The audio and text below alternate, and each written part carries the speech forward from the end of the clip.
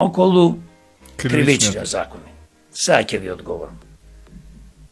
Во 2023 година ненародни, криминални пратеници седнаа и го променија кривичниот закони.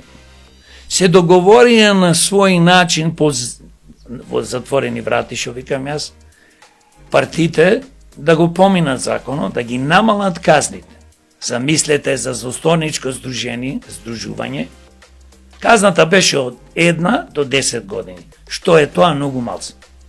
Значи, зборувам за луѓе што крадат милиарди, не само што ги крадат парите, зборувам за луѓе, еве пример, сите пари милиарди што се украдени, кои што требаше да се инвестираат во здравството, не се инвестирани, одредена група луѓе ги украде тие пари.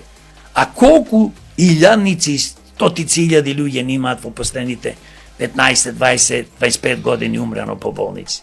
Самите знаеме, гледам од моите родители, кај вас спомнавте за вашата мајка и така натаму, жал ми е, сочувство. Значи, такви мајки, брајки, сестри, бабовци има секој ден и умира по македонските болници.